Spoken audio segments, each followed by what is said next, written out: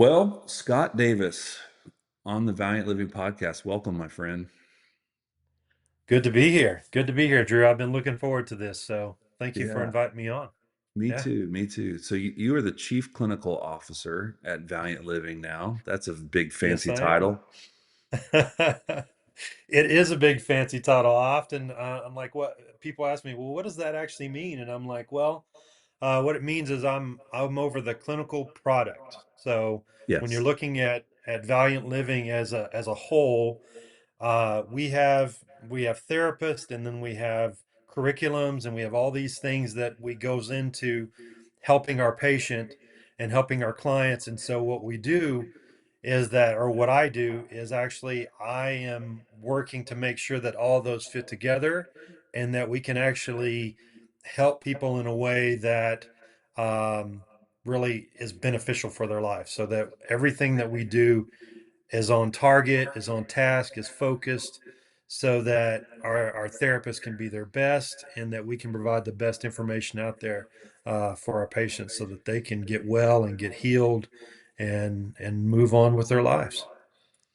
I love that, man. I want to dive into a little bit of your story. I feel really fortunate to be on a team with you. You bring a lot of experience. You got a great background in this space. I want to dive into your story. I want to talk a little bit about what the clinical approach looks like at Valiant. And then I want to talk specifically about group therapy too, because I got to be in a All group that right. you led recently. But right at the top of the episode, before we jump into that, when this episode releases, our country is going to still be in a bit of just turmoil and sadness. There's just been a lot Yeah. of things happening in the news. Of course, Charlie Kirk shooting is going to still feel Hmm. really fresh to us when this comes out. But there's other things. There's school shooting there in Evergreen that had just happened, and there's other things that may Yeah. not be getting as much headlines, but there's just a lot of pain and suffering and anger, a lot of big feelings coming up right now.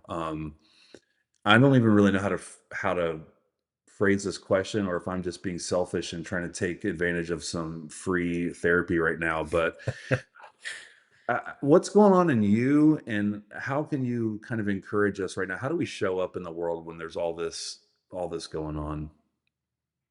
Well, I've thought a lot about this because I mean, the everything that's going on in the recent couple of weeks, I mean, it's all been very scary. And even myself, I've had a lot of fear.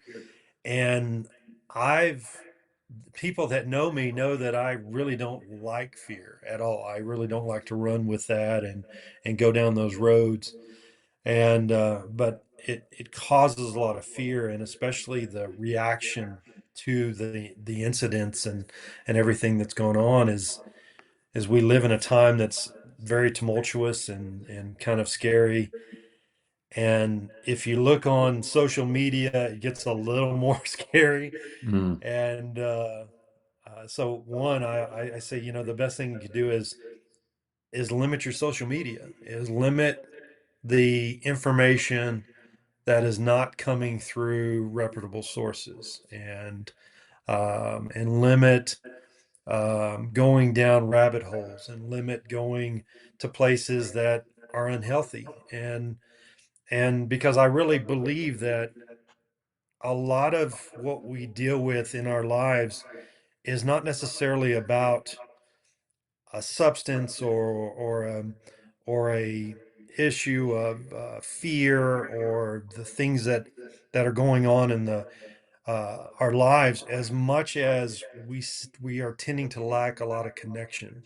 mm, And and I'm like, really, the only way to really move through that fear and to actually find a place where you can feel peace is in with connection of others. And I don't mean just people that agree with me or agree with my points of view, but also that can reach me on a human level. And that is also somewhat what I like about group therapy in general, and what I like about working as a therapist is that I get to connect with people on a daily basis, and I get to hear their fears.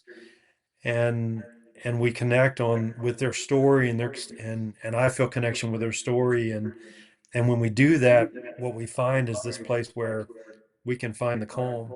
Mm. And so what I would say is like, connect with everybody you can in a way that is not about what's going on politically, but what actually ties us together in as being humans, Yeah. and being people on this earth is looking for those places that we can actually agree upon rather than those places that we disagree upon. Yeah. And and the other thing I would say is this world could use a little bit more love, and a little bit and I always say the um, the minimum of love is respect. Mm. It's like if we are showing love, then in a lot of ways we are showing respect to those people, and that means everyone. So I would say try as best we can to remember that the minimum of love is respect, and to respect others and their opinions. The last thing I would say is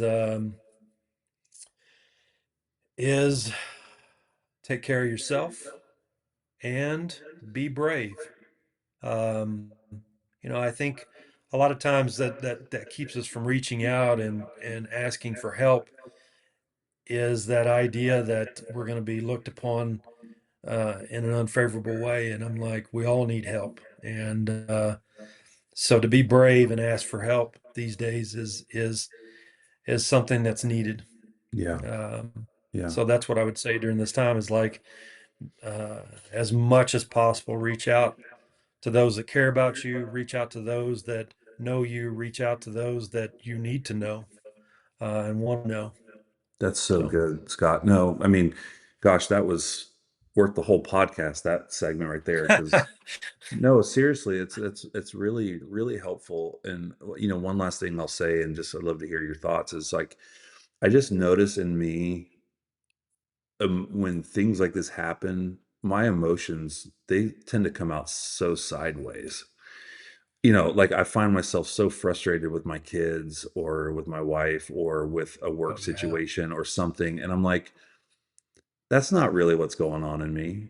That's what's coming out. But when I pause and do the things you just say, find real connection, true connection, I'm like, you know what? There's other things swirling inside of me that I don't know what to do with.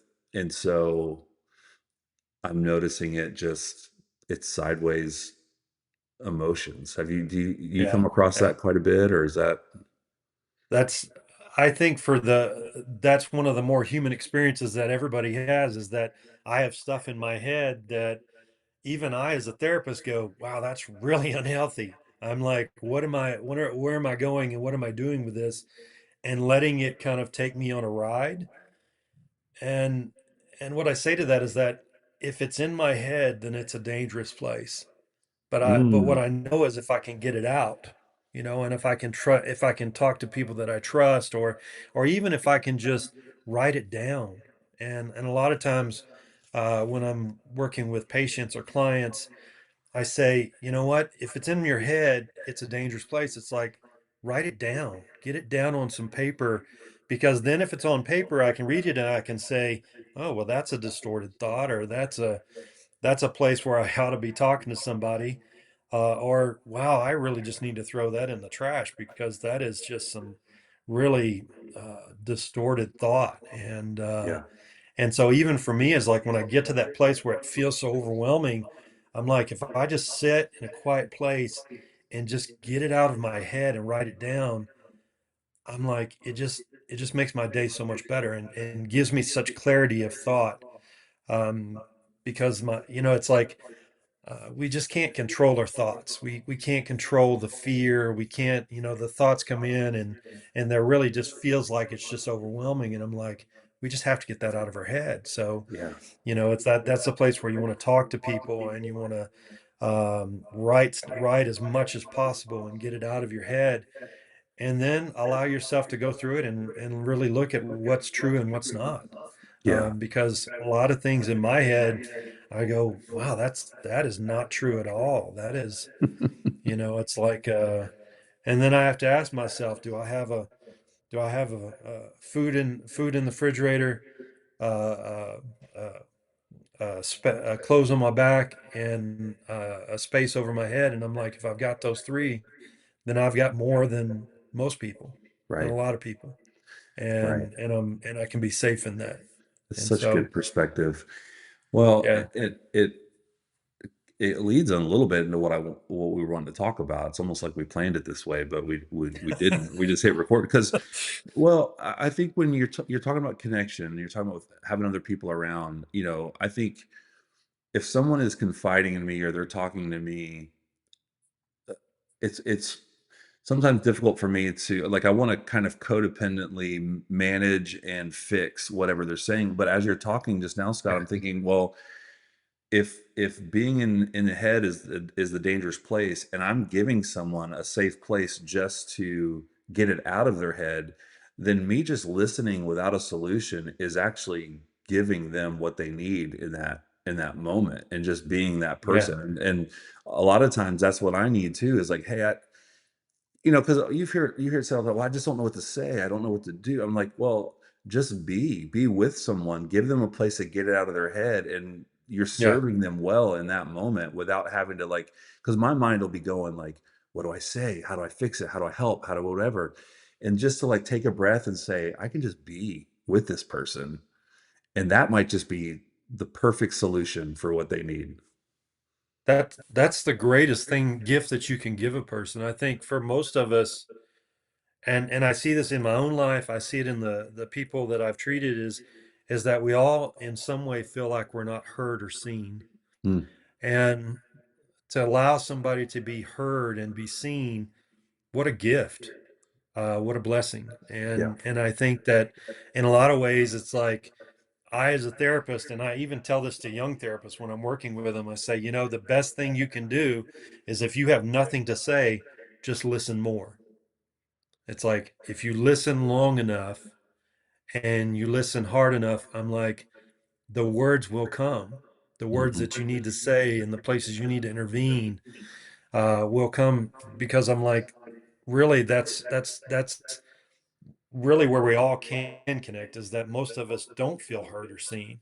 Mm, And I'm like, really, that's really what you're giving a person. And when we're doing, we're talking about group therapy a lot, and I said, that's the gift of group therapy, is like, I'm not just seen by one or heard by one person. It's like, I'm seen and heard by the whole group, and they give me feedback. Even if they don't say anything, they're looking at me, I can tell that they're listening, and I also can tell when they relate to my story. And that's the gift, is like, if I'm sitting in a group of men and one of the men says, "Oh, I can totally relate with what you're saying," and that's my story, and then I'm like, not only do I feel heard, but now I feel seen, and I mm. can connect to that, and now me and that person are connected. And that is the beauty of group therapy in general, is that I can make connection with many men, and I can feel that connection as I'm talking and as they're giving me feedback, and and there can be a lot of healing in that. Yeah. Well, it's why I wanted to talk about it, because when I came to Valiant, I'll be honest, I was really scared about the group therapy part. And when I realized that a good majority of the therapy I was going to be doing was going to be in a group setting, Hmm. that freaked me out. And I Yeah, wasn't, at that point, I didn't really I wasn't resistant to it. Let's just say I wasn't looking forward to that part of it.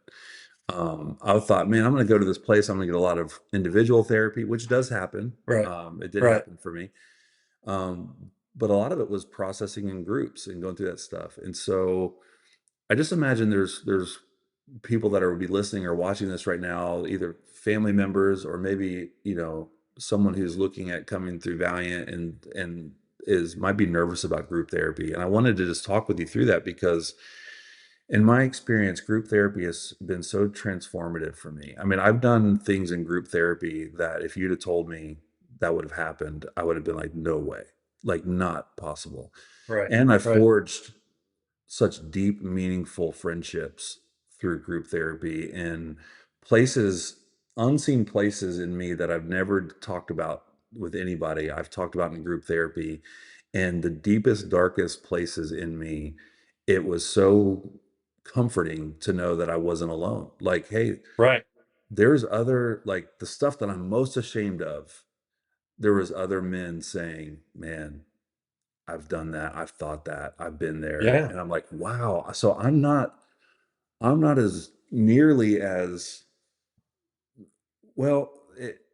I still feel like there just was a camaraderie in the brokenness. I'm like, "Hey, I'm not a freak show over here. I'm not the only one feeling this stuff." And so, and I'll shut up and let you talk here in just a second, but I just experienced you. We were on an alumni retreat, Yeah. and you graciously came and gave some of your time to sit down with some of us alumni guys, and you led a group session, a process group. And when you agreed to come on the podcast, I was like, I'd love to kind of dissect a little bit what I experienced, because not to flatter you, but it's always fun for me to see someone doing the thing, or at least one of the things that they were like put on the planet to do. Like, you're clearly gifted in navigating a I appreciate room that. Yeah.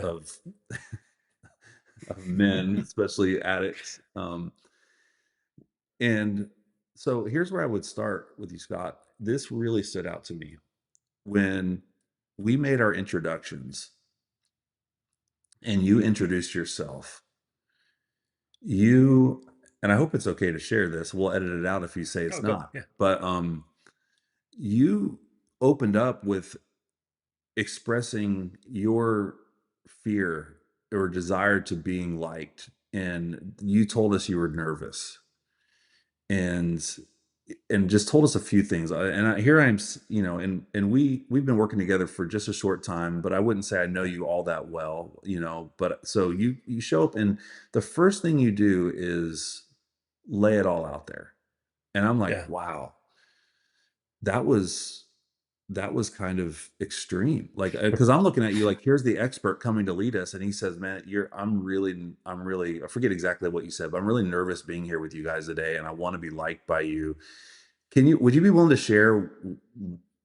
Was that a technique? Was that a strategy? Was that why would you start a group therapy session that way, Scott? Uh, well, I mean, part of it, one, I will say is like I was really trained by some really good group practitioners. And one, he was, he'd been doing it for like 25 years, and he said, really, he's like, why the reason why I introduce myself in this way is because I want them to know that I'm one of them.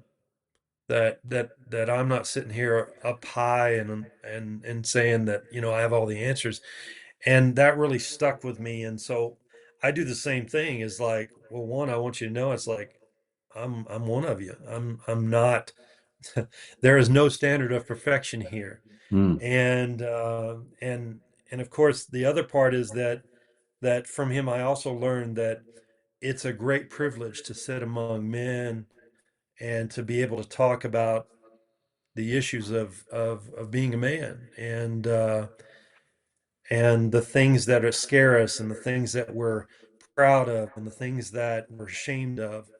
And so one is like, by introducing myself and kind of saying like, here's my story, here's my here's where I come from. um there's also a certain amount of like, oh yeah, he's one of us, he's not perfect, he's not sitting mhm, up there saying I have all the answers. um and then with that, um it also recognizes that my feedback also may be, well, I may be of an expert level. Um, I also want them to know it's like my feedback is also, it's like it's not necessarily, uh, that some of it may be about you, but every bit of that feedback is also about me as well, mhm, and where I come from, and my experience, and my pain and my hurt, and the feelings that I have. So you have to take that, with, um, that. in what it's given is like every bit of feedback is about me. And I think that's Mm, also part of the group process is that we have to have the realization that whatever comes out of my mouth is about me and whatever comes out of your mouth is about you. yeah, And so therefore it's like, well, if I hear that, then I can also one take that and go, well, I don't have to get defensive about it because I know that that feedback's about you, but I also know that I can also take it because it's your truth and you're also trying to help me. I can yeah. take it because you have an experience that is similar to mine and that there's no standard of perfection and it really makes the group process more intimate and where we really can feel that there's not just intention there, but also that we can find that connection and we can actually feel that the facilitator, me as the facilitator, is actually yeah one of you rather than just some guy that comes in and has supposed to have this fancy title. I'm like, no, I'm right there with you, Well, and it I definitely have leveled my the struggles playing. just as much as anyone else. Yeah, it definitely leveled the playing field for sure. I mean, I was like, okay, and you know, whether this was your goal or not, it definitely made us like you even more. 'Cause it was like, we Well, were already a likable you know, guy, but I think the biggest thing is that, you know, and I remember, and I was, of course, I was thinking as you were talking, I was thinking about, you know, high school, and I was like, I had this jacket that I wore in high school, all the time because I thought it was cool, and because I thought people would like me because of that, and I'm like, um, and we all have those things that we do to kind of fit into a crowd, and we all want to be liked, hmm, and just to acknowledge that of like, yeah, I'm nervous about coming in because you guys know each other and I don't know you and you don't know me. And I'm like, well, let's just talk. Let's just start it off with the truth. yeah, I'm like, yeah, I'm feeling like I did when I was in high school and I didn't fit in. right, And you know, it's like, but and that's a shared experience. We all in some ways feel like, man, I just don't fit in. There's something I'm different. I'm unusual. There's something wrong with me. yeah, And and if that's the beginning, if that's leveling the playing field, then from there it's like, well, we can build on it. yeah, We can say it's like, no, wait a minute, we all belong. right, We all belong to be here, and we all have our pain. yeah. You one thing you did is this is kind of coming back to me. You had us. One of the first things you did is you had us talk about if we were if we were a pair of shoes. I'm probably messing this up. What pair of shoes would be and why based on how we were feeling in that moment, like how we were showing up. Yeah, And I'll it's just crazy, and it's like it's brilliant because 'cause I'll remember it. I remember you were the boots you were wearing because you said you yeah, feel I feel comfortable, I feel confident in these I wear these boots because I like them and I feel good when I'm in like yeah. and and I'm kinda going down this rabbit hole because we have a lot of therapists and CSATs and professionals that listen to our podcast as well, and I want them to hear this because I think it's really great, you know, tactic. But it got us in being creative, but it got us talking about our feelings in a way that wasn't it for guys at least. We could talk about, you know, are we a pair of Jordans? Are we you know, I think I was a running shoe and a because I was like, I'm really comfortable right now, but That's my right. mind is racing. Yeah, I got a different shoe on a different foot, but it helped me kind of frame like where I was showing up in that moment. So my question is, when you're leading a group, and we'll get into yeah, group therapy for the guys, I want to get into that, but for our practitioners that are listening out there, your approach to leading that group, you know, what's going on? Give us behind the scenes. You know, so you did the shoe thing. You also did one moment where there was a gentleman in the group that you kind of you brought him in. It looked like he was kind of yeah, emotionally leaving and you took a few yeah, minutes. You never lost control of the group. You never made it about this one person, but you brought him in closer. You were very present to what was going on in the moment and you were pivoting and adjusting as you went is what I noticed. yeah. So talk through your clinical approach to leading a group. Well, the it's funny the shoe thing. The shoe thing is like, well, we all wear shoes, and so it's like I was really looking for like well, let's just start it off with a connecting point of like we all wear shoes, but what if our shoes, what if we gave them meaning?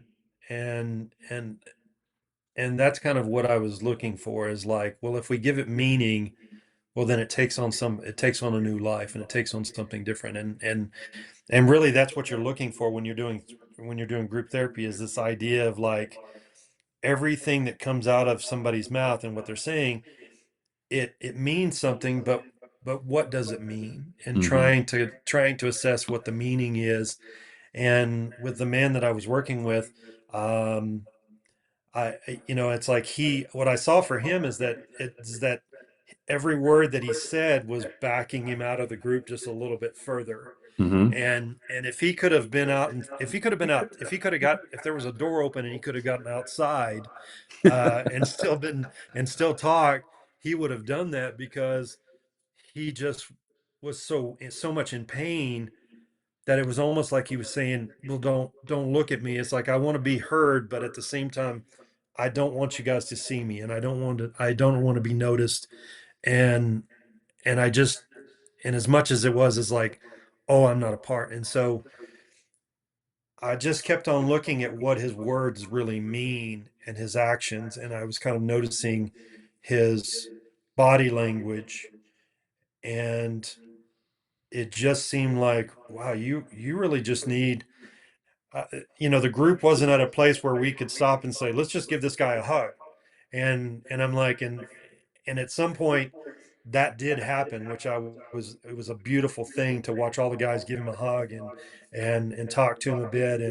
And I had my arm around him too, because he just was trying to get out of the room. And but in that moment it's like, well, we're not going to stop the group to give him a hug, but I'm like, well, let's do it in a figurative way. Hmm. And so that figurative way was to bring him further into the group and to acknowledge him and say, no, I see you, buddy. I see you back there hurting. I see you kind of wrapped up in your shame. And let us just kind of bring you into the group and love you a little bit.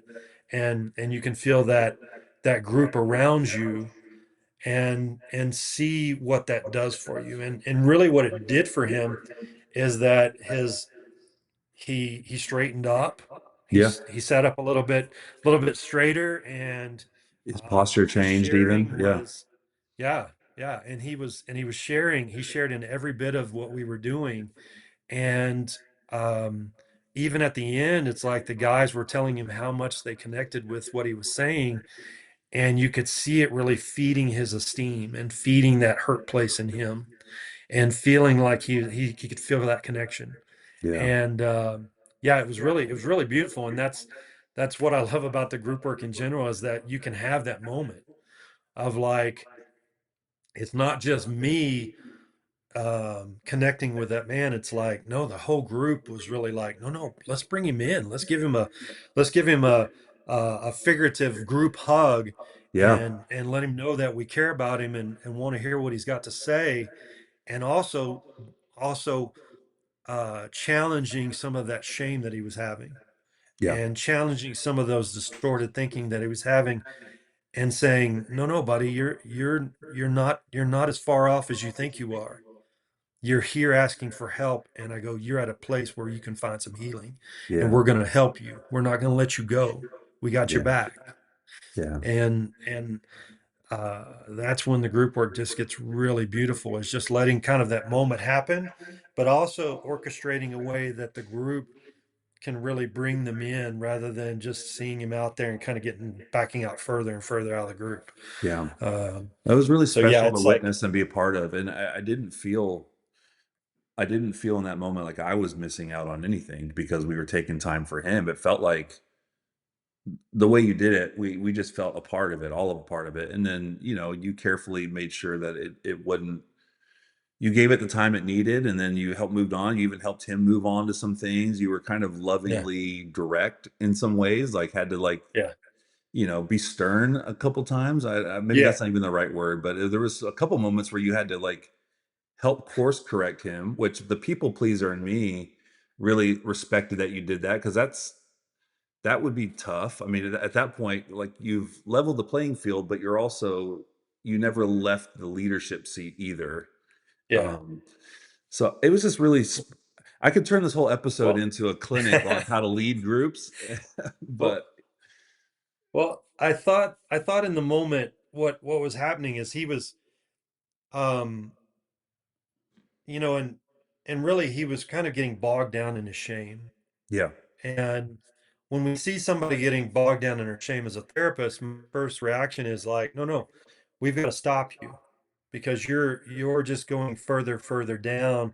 And the further down you go in your shame, the harder it is to kind of lift you up and get you Right. out of there. Right. And not much, and I said this, I said this in the group. I said, if shame worked, man, we would all be healed. Yeah. Um, so I'm like, so when it comes to shame, I'm very directive and like, oh, we've got to shut that down, because that's a very unhealthy place. Hmm. And so it's like, I wanted to make sure he realized that, and I even had to take him aside after that and say, look, I wasn't shutting you down because you were talking, because Mm. that's what's his first thought is he goes, oh, I'm just talking and I'm rambling and I'm all this. No, no, no, buddy. That wasn't it. That's not Right. why I stopped you. It's like I stopped you because you were digging a hole with that shame that was going to be really hard to get you out of. Right. And Right. so I'm like, so when it comes to things that are unhealthy and you're in a group, what I would say to all therapists, I would say, look, is when you see that, it's like your first thought is like be directive. Let's Hmm. stop that. Let's stop that. Not to shut you down and not say and not hear what you have to say, but let's make sure that it's in a place where in a way you can feel healing and help and that shame doesn't become more entrenched. Yeah. And so that's really what I was trying to do with him is really get him out of his shame place, and kind of get him out of that hole and really have him to really acknowledge by the guys because I know every guy in there and I too could feel that shame, his Yeah. shame, but also my own shame going, yeah, man, you are right. Oh Hmm. man, um, because that's really what shame does to us. It really just pushes us down. Yes. And everybody in that room, not only him, but I was like me and two was kind of just feeling the weight of that shame, his shame, and Hmm. also my own pushing me down. And I'm like, wait a minute, we've got to get out of this. Yes. So it's like, Yes. let's bring him into the group and let's start looking at some of those positive aspects of him and let him Hmm. really be heard and listened to for what's really on his heart and what he needs help with rather than just like, oh, I'm an awful person, I'm a bad Right. person, Right. which is where he was going. So So good. Well, talk to that guy that might be listening or watching right now who was like me, who's intimidated, who's like, man, the last thing I want to do is get into a group or open up in front of a bunch of strangers. And yeah. some of it might be a little redundant. You've already shared a little bit, but if you had an opportunity to sit down with someone like me pre-Valiant, what would you say? you know um I think it goes for, when talking with I've talked with couples about this, I've talked with other men about this, I've given this piece of advice is that if you keep your mouth shut, and you kind of stay or you back against the wall and kind of stay out of the and don't participate, then I don't know and I can't help you and the rest of the guys can't help you either. Hmm. And what our biggest fear is that we'll look like a fool. We'll look, and I'm like, at- and if you never open your mouth and you never let it get a little messy, because Right. I think that's what we're really scared of. It's like, oh, it's going to get messy in here, and then I'm going to mess it all up. Right. And I'm like, no, but if you don't actually allow some things to be said and you don't actually allow your heart to be shared, it's like you're not going to receive that healing. And I'm like, it's so it's so healing to know that I'm not the only mess in the room. It's like, Right. I mean, once you start sharing your mess and this guy says, "Oh God, I'm a mess too." And Right. this other guy says, "Oh yeah, I'm right there with you." And you feel this camaraderie. It's like, "Oh, wait a minute, maybe we're all a mess together." And I'm like, yeah, but we can also work through it. We can Yeah. also, I can hear your good words and your advice and your acknowledgement or your feedback or what's helped you, what we call that strength and hope. And I can feel encouraged and I can say, well, if you can do it, then I can do it too. Because just a minute ago you were saying you were a mess. Yeah. I'm like, so so it's like in some way it's like until we actually are willing to make that mess and kind of say, here's the mess that I am, we're Hmm. really not going to receive that healing. Right. And we're really not going to receive that connection because ultimately none of us have it together. All of Yeah. us are a bit of a mess from time to time. And I'm more convinced about this than anything is that we need each other. Mm. Um, when we look at addiction, I've heard this said, and I say this myself, and I've seen this on the TED Talk, is the opposite of addiction is not sobriety. The opposite of addiction is connection. And I believe that more and more every day is that the way that we get healed is in relationship. And the way Yeah. that we get healed is in connection. And even when we're talking about trauma, that really teaches us to isolate and teaches us that people are not trustworthy and that they're dangerous and that we need to stay away from them. What I find interesting is that the way that we heal our shame, or the way that we heal our trauma, I'm sorry, the way that we heal our trauma is really by facing it in relationship and really working through it in relationship. And because we can do all the fancy techniques of EMDR and Right. somatic experience and all those things, IFS and all these things that we do, and those help us along. But really, one of the best ways that we can look at healing that trauma is to do it in the company of people. And because it really goes to that point of the lesson that we learned from trauma is that people are dangerous. And I'm like, Mm. yeah, they can be, but also they can also be healing, and they can also be helpful, and they can also be loving. And when we find those people and put those people in our lives, then trauma can be healed, and it can be healed in a way that's really speaks to my soul. Yeah. So, So yeah. then why at Valiant why do we do group therapy and individual therapy? Right? So what's the relationship between the two? Why do we do both? Why is that important? What's your philosophy on that? Well, I think I think one encourages the other. Okay. So when we're talking about individual therapy, there are things that are shared in an individual session that I would feel scared about talking about in a group session. Okay. And so part of that individual session is geared towards actually getting me to start talking about this in the group.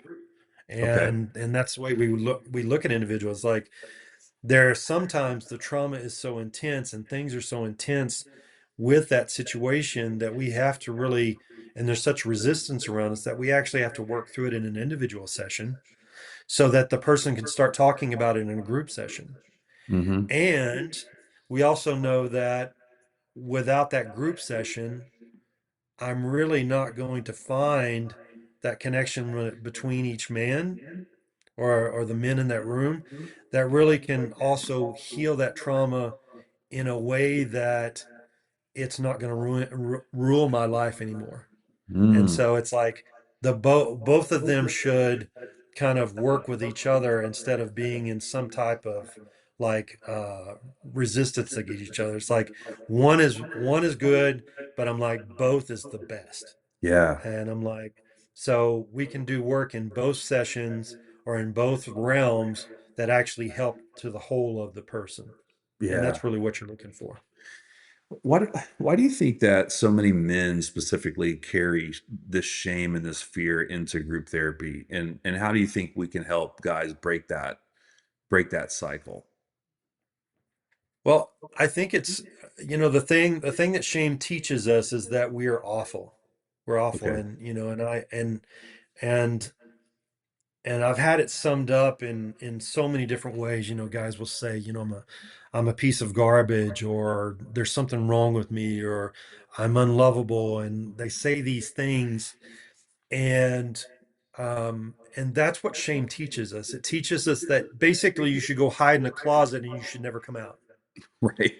And so really, because that's the lesson of shame, when we bring it into a group and we start talking about that shame, that's what makes it so powerful. As I say, man, I feel like I should just lock myself in a closet somewhere because I'm so bad. And this guy says, "Oh my God, I was thinking the same thing." I Yes. and then he shares his story, and I go, "Wait a minute, his story is my story." It's like, well, wait a minute, he's here and Mm-hmm. he's valuable, and he says that, and he's saying he's worth something, and I have the same story as him. Well, maybe I'm worth something. Maybe I'm Right. valuable. And that's the way it's the beautiful thing that happens in group. And that can happen no other place in group. It's like me as a therapist, an individual session can tell you, dude, you are valuable. You are, but you go, wait a minute, I'm paying you to say that. And I've had them say that before. It's like, wait a minute, don't I pay you to say that? I'm like, well, not really, but you do pay me to kind of Right. tell you the truth. And but in group, it's like those guys aren't being paid. They're just like me. And I'm like, well, wait a minute. If they think I'm valuable, then maybe I am. Mm-hmm. And Mm-hmm. and and it's such a beautiful thing. And I'm like, and we don't have to hide. We think we have to hide our shame Yeah. because that's the lesson that shame teaches us. Right. And I'm like, but we can share it in a group of men, and we can share it in a group period. And we find that no, wait a minute, no, I'm just like this guy, and this guy's just like me. Yeah. And I'm like, Well, there, and then there's healing. Yeah. yeah. The first, well, the whole time that I was at Valiant, but especially the first couple of weeks, a lot of us guys are coming in there and we're just like, we just feel like we've messed everything up. And it's like Oh yeah. the first exercise that the team at Valiant is walking us through is trying to debunk all the shame, all like just to be able to get to the Yeah. work. And I Yeah. remember, go ahead, were you gonna say something to that?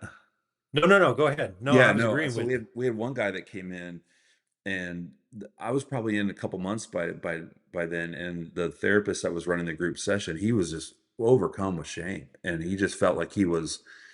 And he's like, I don't know these guys' stories here, but I can guarantee you that what I've done is worse than anybody in this room, and how I feel is where whatever. And the therapist that was leading the session just so masterfully walked him through. Well, tell me, if you're willing to share, what are some of the things? He's like, well, you shared, and then he looked around and says, anybody, just by show of hands, does anybody else in the room relate to that at all? Every hand goes up, Yeah. and he's Every like, end.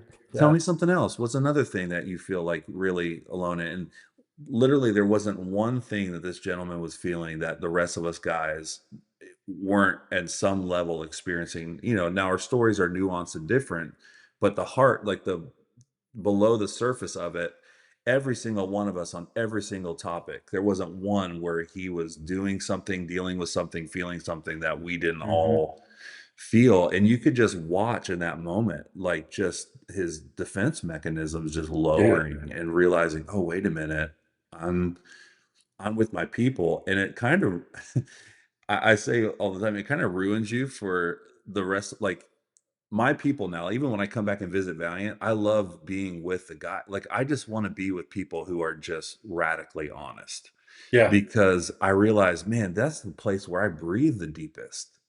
Like I'm safe here. Like I don't have to Yeah. pretend or perform, or it's just so it's just it's a gift that we give ourselves in these group therapy sessions. And the only reason why I'm telling my experience is I hope, a family member or a guy is listening that said that will give it a shot, because it's Yeah. so on the other side of it, there's so much healing. Yeah. Yeah. No, and it's funny. It's like, we always hear this word in the rooms, terminal uniqueness. And we hear that word, and I'm like, that's not really an accurate word. The Hmm. real word is more terminally shameful. And Mm. because I'm like, my shame, it's always that idea of like my shame separates me from the rest of the world and says, you're just a horrible person, and that's why you should be kept away from the rest of the world. And I'm like, and at the same time, really what's true is that no, that's what actually connects me to the world, Mm. is that I feel shame, you feel shame, we all feel shame. And that seems to run through our stories because of our past and the situations that we've had and trauma that we've had, is that shame, really, while it isolates us and makes us feel like there's something wrong with us and that we're the only person, like the rest of the world is all good, like there's nothing wrong with the rest of the world, it's just me. Hmm. Is like the truth is that no, the rest of the world feels like, yeah, there's something wrong with me. Right. And that's where we can all connect. And that's like, when we were doing that group work, a couple of weekends ago, it's like I was like, that was one thing that kind of settled me down. I'm like, I'm in a group full of men that the one thing that I share that's true about me and true about them is that we all feel shame. Mm, Is yeah. that uh, is that we all have that experience of being, not just terminally unique, but terminally in shame. And Yeah. yeah, Well, and it's and oddly, shame is a it's, funny thing. It's like, um, I can think of myself in a very confident way, and I can be, I can consider myself, um, like I have some good talking points, and I'm smart, and you can think of all these things that I can affirm myself with. And I'm like, but man, if I jump on something with shame, hmm, man, I'm right back where I used to be, right. and I'm Right. I'm right back in that hole. Yeah. And really, that's what I find amazing about the shame, and it is not just a unique experience, it is a shared experience. We all feel that way. So true. All right, a couple more questions here, Scott, and I'll let you go. I'm really grateful for you giving us this Oh, it's time, been man. This fun, is man. it's incredible. I love Wh- talking about this stuff. I do too, man. I could talk to you all day about it, and I really mean that. And we haven't even got to your story yet. I guess I'll put it in the notes. Like, you've done some cool stuff. Well, maybe you'll come back and we can dive more into your story. But a Of couple more course, of course. questions. I want to hear about conflict and feedback in group settings, because as much as there is a lot of attunement and comfort and safety, there's also a lot of people that Yeah, come from different backgrounds and different points of yeah, view and different things, and you can get triggered in a group. And some therapists I've heard even say that they're okay with that. They almost yeah, encourage, like, hey, this is a place to yeah, get triggered and work it out. yeah, And not that they're provoking it, but some kind of are okay with a trigger here or there, and it getting not explosive, but getting there's conflict that happens. Could you speak to yeah. that? How does that dynamic play out in groups? Well, I will say that I always say this idea of like everything is about everything. And so if you're having conflict in a group, it's because we've hit some type of trauma, or we've hit some type of familial familiar place in you. And so your conflict isn't necessarily with the guy in front of you. That conflict is probably from your past, and now it's just been brought up to you. And I also think that's the magic of group, is like, if you have family of origin issues, I'm like, well, what the best thing that we can do is put you in a group where you're going to find your mother, your brother, your sister, or your first grade teacher, Right. whatever the Right. case may be. And I'm like, but you're going to find a person in that group that you're going to have a conflict with.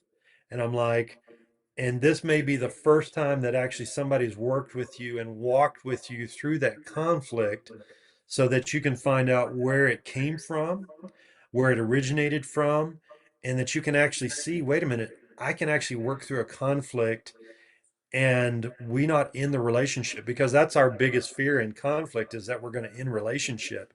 So we push it away, we keep it away. I'm like, there's nothing more irritating, and if you can ask my wife, this is like, that irritates me in a show, when you see those main characters miss each other, and Mm, they don't connect. And the reason why they don't connect is because they're like, oh, we're going to be in conflict if we do. And I'm like, but then they miss all this good stuff that happens. It's like, because conflict isn't necessarily about disagreement as much as it about, wait a minute, it's like, we can actually work this out, and we can say, I have this issue and this issue, but wait a minute, I still love you and I still care about you. And it was important to me to know what was really on your mind and what's really going on with you. and let me love you through that. I'm like, so there's some really awesome things that happen out of this idea of conflict. And you know, we have a lot of communication exercises, and a lot of our communication exercises are based on this idea of conflict within the group. Mhm. Is like, wait a minute, if I can get you where you feel you can express it and you feel heard, then the other guys will also understand where you're coming from. And then maybe we have a chance of healing this inner wound that you have, that you carry around, that puts you in such conflict with people. Mm. And then the conflict is not necessary, it's not best to be a conflict resolution. It's actually a carefrontation, as if you will, is this idea of like, wait a Oh, I minute, love I'm that. caring about you, and I'm actually going to listen to what your conflict is, and me and you are going to work this out. And you know, I was doing some family work when I was there at Valiant, right before we did the conference, and was working with a couple, and what I found is that there was such fear in talking about what was actually the conflict was, that a lot of the feelings that were rising were really about just avoiding the conflict, not actually about the conflict. Mm. And then when we got the conflict out there, or the hidden feelings out there, the person was like, "Oh my God, I feel so glad that you would share that. I knew there was something wrong, but I kept on thinking it was like because I wasn't doing enough, or because I was doing this wrong, or I always felt like there was some sort of something wrong with me, Mhm. and that's what was in the room, and it really was just you trying to keep from having me have feelings, or you were worried about me." And Mhm. I'm like, now that I know that it's just you having feelings, I'm like, I really want to hear those feelings. I want Mhm. to hear what the problem is, because we can work on this. Yeah. And and like I say, it's like sometimes it's got to get a little messy before we can actually clean it up. And Yeah. So that's you know, sometimes where the but magic once the happens. mess is out there, Yeah. we can clean it up. Yeah. Exactly. Well, Yeah. and it takes on so many different forms because there's even times where we get to kind of role play in a group where someone will Oh yeah. walk us through like, "Hey, I need you to be my dad right now," and then it's like, Yeah.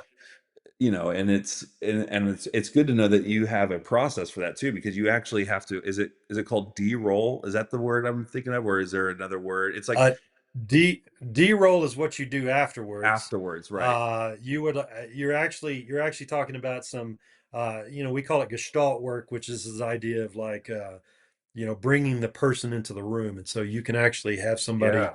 come into the room that represents that person, and then we can actually kind of work through some conflict with that It's person. intense And because I mean, oh, it's I've been very screamed powerful. at and yelled at with like, and I'm like, and then afterwards it's like, I'm not your dad. I'm Drew. I love That's you. I'm right. for That's you. And right. then we hug it out. But in that moment, it's like, but gosh, it feels sacred to be a part of It those is. moments, to be invited into those moments, man. It's like Yeah. so cool. Yeah, and you heard me say at the end of the group, I said this was my privilege and honor to be here, because Right. it is privilege to be a part of this work that we do, and it's a privilege to be able to hear somebody's truth, Right. and it must be in a lot of ways. You know, I think that's also the beauty of group, is that everybody feels a sacredness around it. It's like even when we say, it's like whatever's said here stays here. And I'm like, and the reason why it is because this is sacred work. This is spiritual work. This is, and I always call it the good work, is that we can actually be heard and seen and acknowledged, and we can share our pain. And when somebody shares their pain with you, it is a sacred thing. Yeah.